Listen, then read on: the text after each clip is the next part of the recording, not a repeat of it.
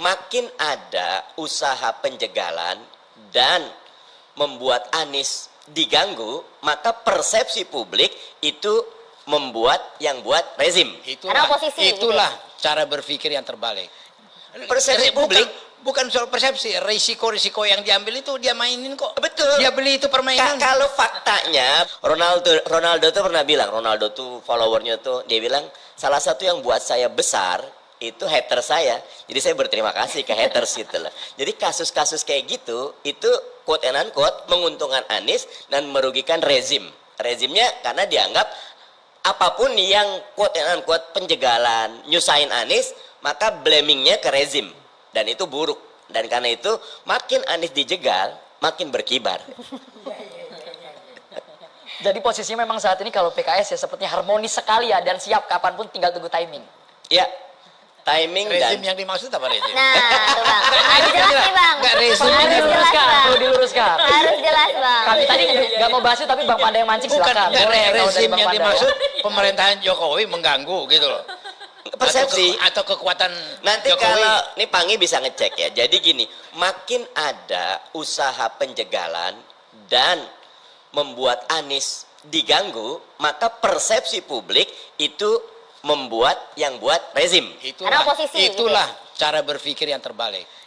Persepsi publik bukan soal persepsi, risiko-risiko yang diambil itu dia mainin kok. Betul. Dia beli itu permainan. Kalau faktanya Bang Panda, bisa jadi ini yang melakukan orang iseng. Bisa jadi yang melakukan orang yang punya personal matters. Tapi persepsi publiknya karena Anies itu sementara ini bukan cuma antitesa, ya bendera yang berbeda dengan rezim sekarang. Sehingga segala yang menimpa Anies akan dinisbatkan ke rezim. Saya kasih contoh yang sangat sederhana. Di Tanah Abang, bawa orang di sana nggak suka dengan orang Batak. Gua datang, bahasa Batak lagi, berlaku macam-macam lagi. Terus gua digebukin, rezim menindas saya. Enggak, karena memang belum waktunya friend kita ini. Enggak betul. Ini terus persepsi publik. Bukan. Dan ini menguntungkan Anies. Kalau buat saya makin ada penjegalan, Anies makin berkibar. Bukan maksud aku menguntungkan tak menguntungkan, tapi jangan mudah kita. Ini catatan demokrasi loh. Kita bilang rezim, kita bilang rezim gitu loh. Rezim itu siapa? Kan biasa kita yang oposisi, yang berkuasa itu yang sedang melaksanakan. Gua yang mancing gua ditimpukin, gua yang mancing gua ribut, gua mancing ini, terus gua bilang begitu gua ditimpukin, rezim. Ya nggak mendidik dong itu. Itu persepsi publik dan makanya jangan ada upaya penjegalan. Jangan ada upaya membuat Anies seolah-olah dizalimi. Tadi Pangi sudah bilang di Indonesia itu makin satu figur dizalimi, makin mendapat simpati publik. Nggak ada dizalimi. Ya jangan, makanya. Ya, gitu. Ada. Kesannya berarti ya, kesannya. Iya. Mulus-mulus aja persepsi gitu. Publiknya beda Bang. Persepsi publik itu tidak berpikir rumit. Padahal boleh jadi kayak misal, kenapa lapangan di Aceh tidak? Saya yakin di term and conditionnya ada yang tidak dipenuhi. Tapi persepsi publik blockingnya tidak suka. Anies dijegal, ya begitu wajar lah gitu, namanya publik gitu loh. Kecuali kalau dinas di Aceh menjelaskan, ini loh alasan faktualnya Anies tidak boleh. Ini memang tidak ada penjelasannya. Tadi kata gangguannya ada kok, betul kata Bang Willy? Ya Bang Willy lebih detail karena beliau ada di Aceh. Tapi maksud saya, monggo aja mau dilarang Anies mau apa, tapi term and condition. Lagi-lagi ini era demokrasi, ini era di mana everybody is a journalist. Semua akan bisa, semua penjelasan kalau tidak ada rasionalitasnya. Termasuk nyun sewu, Bang Willy tadi, ketika nih otokritik pakai jet, memang betul tidak mengganggu apapun, tetapi buat perasaan publik, loh kok naik jet? Lebih enak kalau saya usul, ya nggak kenapa dari Aceh ke Jakarta, nunggu, itu bisa kampanye juga, ketemu orang dari Jakarta ke Padang. Waduh, Pak udah nggak sepaham nih Bang. Bukan, kalau bab ini masing-masing boleh. Kita kerangka prinsipnya. Kalau ini kan masing-masing boleh. Kalau buat saya, ya udah. Ternyata publik punya catatan, lebih enak pakai jalur biasa. Toh waktu kampanye masih panjang gitu. Ini yang bikin PKS pikir-pikir dulu mau ke Nasdem? Tidak, kalau bab pikir-pikir tadi kita nyari timing dan nyari deklarasi untuk menang. Gitu. Ini Gerindra udah pengen komentar juga nih Bang Andre Rosiade. Karena tadi nama Prabowo itu disandingkan dengan Anies Baswedan. Kemarin ada survei indikator yang menyatakan katanya Anies bisa menyalip Prabowo Subianto. Makin ketar-ketir nggak tuh Bang Andre? Ya, begini. Sebenarnya yang sering dizolimi itu Pak Prabowo. Waduh. Sekarang Jadi sering klaim Enggak. sekarang. Kita nggak menyalahkan rezim, tapi memang dalam 2 tahun terakhir ini, wabil khusus saya di Sumatera Barat ya, di grup-grup WA, di grup-grup Facebook itu narasi mencaci-caci Pak Prabowo itu luar biasa. Bahkan ada video yang beredar yang sengaja, mohon maaf ya, disampaikan oleh teman-teman yang relawan Anies itu, Pak Prabowo menyatakan dukungan terhadap Anies itu disebarkan secara masif. Saya ingin menyampaikan bahwasanya ini memang resiko Pak Prabowo sebagai patriot, sebagai negarawan. Beliau dicaci dan dimaki karena pilihan beliau untuk bergabung dengan Pak Jokowi. Tapi perlahan tapi pasti masyarakat sudah memahami. Ya, kenapa itu dilakukan oleh Pak Prabowo waktu itu? Ya, Mustafa ada di situ, tahu bahwa situasi waktu itu genting, antara anak bangsa ingin gontong-gontokan, mau perang antara anak bangsa. Beliau sebagai mantan prajurit Bang Panda, yang punya semangat patriot dan negarawan melihat bahwa kondisi ini membahayakan bagi negara kesatuan Republik Indonesia. Sehingga beliau memutuskan demi persatuan beliau bergabung dengan pemerintah Pak Jokowi. Yang terjadi apa? Terjadi kondusivitas, terjadi stabilitas, terjadi persatuan yang menyebabkan apa? Ya, Indonesia sebagai negara yang salah satu dianggap unggul oleh seluruh dunia menghadapi pandemi. Indonesia ini salah satu negara yang hebat menghadapi pandemi. Karena apa? Adanya persatuan Indonesia. Yang kedua, di saat seluruh dunia mengalami krisis saat ini. Ada krisis ekonomi, krisis pangan, krisis energi, bahkan ketidakpastian. Ya, perang Rusia dan Ukraina. Indonesia salah satu negara yang dianggap mampu menghadapi krisis. Kenapa? Karena ada persatuan. Nah, mungkin memang ada masyarakat yang tidak suka. Bang Andre. Ya, sebentar. Ya, yang silakan, tidak suka menggembar-gemborkan isu itu. Tapi alhamdulillah dijelaskan perlahan tapi pasti. Tentu ada yang berharap Pak Prabowo dicaci terus supaya mendapatkan swing suaranya. Kan kita tahu. Siapa itu Bang? Klaim sepihak itu Bang. Enggak. Orang Pangi sudah menjelaskan kok di berbagai catatan surveinya. Nah, saya ingin menyampaikan, Mas Anies adalah calon gubernur yang pernah didukung oleh Pak Prabowo. Pak Prabowo selalu menyampaikan kepada kami, kader Partai Gerindra tidak boleh kita ya mencaci, memaki. Pemilu 2024 itu ada pemilu yang riang dan gembira. Setiap kandidat harus kita dorong untuk menyampaikan program-program. Kita tidak usah mencaci, memaki, ya, atau mungkit-ungkit. Itu perintah Pak Prabowo. Padahal kader-kader Gerindra nih Bang Mustafa, gregetan loh, ya, berjuang habis-habisan.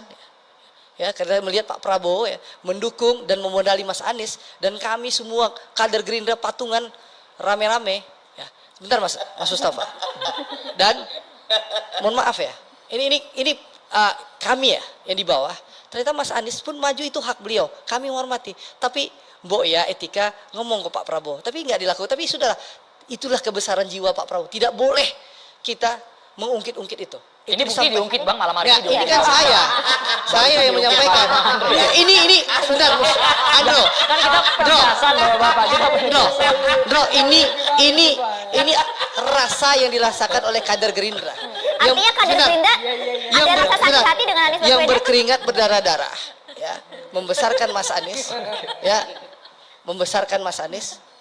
Ternyata Mas Anies menelikung ketua umum kami. Itu Sebegitu dirasakan. sakit hatinya, Kalau Pak Bang. Prabowo melarang itu. Sebentar, Pak.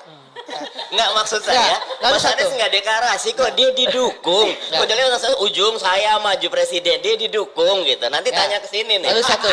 Yang kedua, Dilanjutkan dulu. Yang kedua, Kita ke Bang Andre dulu. Yang Belum kedua. habis nih Bang Andre, belum habis nih. yang Amunisi kedua masih saya banyak. lihat tuh video-video Mas Anies itu kan turun private jet. Yes. Itu kalau nggak salah di Bandara Internasional Minangkabau. Dan alhamdulillah acara-acara Mas Anies itu di mana Sumatera Barat itu partai pemenang pemilunya adalah Partai Gerindra. Gubernurnya PKS. Ya, gubernur PKS. Gubernurnya PKS. Tapi partai pemenang pemilunya adalah Partai Gerindra. Ya. Dan itulah Mas. Itu catatan juga ya, bagaimana pembangunan di Sumatera Barat tertinggal dari daerah-daerah yang lain. Mau Jadi diskusi? lama-lama- Kalau mau lama-lama diskusi, bisa ayo. kampanye. Kita bisa Iya, diskusi. lama-lama Bang Andre kalau Ya. hadirin bisa kampanye Ya, kesimpulan. Temanya ini, beralih. ini kan fakta. Nah, saya ingin sampaikan, Mas Anies aman berkampanye di Sumatera Barat. Ya, itu diakui oleh Uda saya Dawili senior saya, udah saya, kita boleh berbeda pilihan, berbeda partai, silaturahim, dan kebersamaan kita sebagai anak bangsa harus tetap bersama. Inilah pelajaran demokrasi, catatan demokrasi kita hari ini. Oke. Ya, meskipun kita tahu ya, saya juga ini agak pengen tahu juga waktu Mas Anies datang itu, karena kan narasi yang dibangun tuh 100% orang Sumbar memilih Mas Anies. Ya, saya penasaran. Ternyata puluhan ribu akan menyambut Mas Anies. Ya ternyata pas kita tonton di bandara 300 yang jemput di bandara gitu loh. Nah, mewakili mungkin yang puluhan ribu itu gitu. Kalau bandara kan terbatas memang. Nah, narasinya kan dibangun puluhan ribu yang akan menjemput. Lalu juga kami melihat itu loh. Di narasi 50.000 kupon sudah tersedia, akan ada acara besar-besaran. Waktu itu ya kami lihat ternyata 2.000 orang. Ya alhamdulillah, berarti memang ini menunjukkan bahwa masyarakat Sumatera Barat masih mencintai Pak Prabowo. Nah, Oke, itu. tapi artinya kalau misalnya tadi kader Gerindra ada sakit hati dengan Anies Baswedan, Bukan begitu sakit ya? hati, kita kecewa wajar. Itu Oke. manusiawi. Tapi kita tidak pernah melakukan langkah-langkah yang tadi itu. Penjagalan, Oke. vandalisme. Jadi nggak akan merapat nih ke Nasdem? Apa? Rayuan PKS, bagaimana rayuan PKS? Rayuan PKS apa?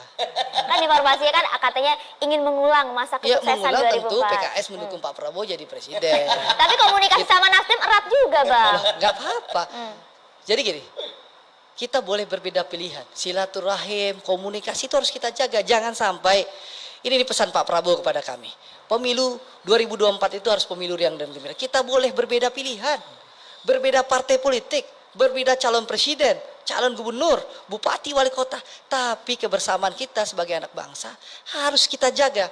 Itulah yang disampaikan Pak Prabowo. Karena beliau sekali lagi sudah teruji dan terbukti sebagai tokoh pemersatu bangsa. Bahkan sekarang beliau keliling seluruh dunia. Tapi kalau seluruh dunia berpaling, memuji. Bang, pendukungnya Andro, berpaling ke Anies Baswedan, apakah legowo dari pihak Gerindra? dan kita menjelaskan, Andro. Kan tadi kata Bang Fani sebentar. beririsannya cukup Iya. besar. Irisannya cukup dalam tadi, Makanya Bang. kita menjelaskan kepada masyarakat, kepada pemilih yang terpengaruh dengan WA sistematis di berbagai grup-grup Oh, ada WA itu. pengaruh lagi. Nah, ada narasi itu, Pangi juga ada di grup WA itu. Pangi juga sering baca tuh WA itu. Jadi, kita menjelaskan kepada publik alasan-alasan inilah demi persatuan nasional, demi persatuan Indonesia. Dan Pak Prabowo terbukti sebagai tokoh pemersatu bangsa. Dan Indonesia di 2024 menghadapi tantangan besar, ya. Ketidakpastian dunia internasional dan global ini butuh pemimpin kuat dan juga sosok pemersatu. Itu Mas namanya Nara mau Prabowo komentar, Subianto. Bang Andri. Dan Kita satu kasih hal ke Mas lagi, Nara dulu ini, Bang ya, Andri. Pak Prabowo tadi menyinggung-nyinggung Usang. Saya ingin kasih tahu contoh. Anwar Ibrahim 24 tahun menanti akhirnya menjadi Perdana Menteri ke-10 Malaysia, ya. Bahkan Abraham Lincoln berkali-kali kalah, tapi akhirnya menang menjadi presiden Amerika Serikat dan meninggalkan legacy, ya, terbaik dalam sejarah peradaban Amerika Serikat. Dan insya Allah Pak Prabowo memang kalah 2014 dengan Pak Jokowi, 2019 dengan Pak Jokowi kalah, tapi insya Allah 2024 akan menjadi presiden yang akan meninggalkan legacy terbaik dalam sejarah peradaban Republik Narasi Indonesia. kampanyenya udah siap nih Bang Andri Rosiade nih. Kita Ini benar belum masa kampanye nih, belum nih. Belum masa Maria, yang kampanye. lain pengen komentar. Bang Pangi Itu bentar dia. dulu, Bang Pangi ya. Sekarang fokusnya masih bekerja. Oke. Jadi Oke. kalau istilahnya gini, kalau pacuan balap mobil itu, Andro dan Ayah, Mas Anies dan Mas Ganjar itu udah gigi 4. Karena Mas Ganjar dan Mas Anies itu dari setahun yang lalu sudah berkeliling ke belakang. Bahkan Mas Anies, mohon maaf, kayak besok mau pemilu. Nah, kalau Pak Prabowo itu baru manasin mesin. Nah, itu. Jadi intinya Pak Prabowo sekarang fokus bekerja, menuntaskan amanah sebagai Ya udah. Menteri Pertahanan. Ya udah. Oke, siap. Kalau gitu sudah banyak yang berkomentar, tahan dulu boleh ya, usai jeda sesaat lagi.